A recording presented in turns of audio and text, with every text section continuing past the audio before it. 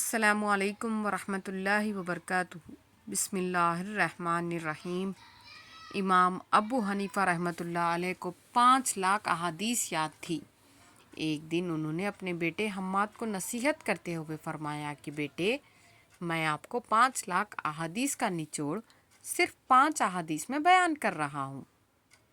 Number 1، نبی کریم صلی اللہ علیہ وسلم نے فرمایا اعمال کا دار و مدار نیتوں پر ہے، اور انسان کے لیے وہی ہے جس کی اس نے نیت کی ہو۔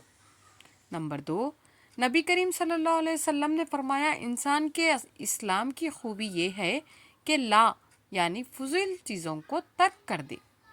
نمبر 3، نبی کریم صلی اللہ علیہ وسلم نے فرمایا تم مومن نہیں ہو سکتے جب تک اپنے مسلمان بھائی کے لیے وہ چیز پسند نہ کرو جو اپنے لیے کرتے ہو۔ نبی کریم صلی اللہ علیہ وسلم نے فرمایا حلال بھی ظاہر ہے اور حرام بھی، اور دونوں کے درمیان شبے کی چیز ہے جن کو بہت سے لوگ نہیں جانتے۔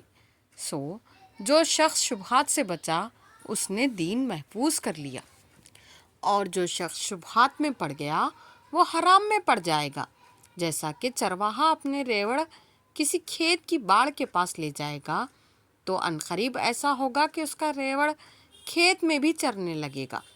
بلا شبہ ہر بادشاہ نے باڑ لگا دی ہے، اور اللہ کی باڑ حرام کردہ اشیاء پر ہے۔ نبی کریم صلی اللہ علیہ وسلم نے فرمایا کامل مسلمان وہ ہے جس کے ہاتھ اور زبان سے کسی مسلمان کو تکلیف نہ پہنچے۔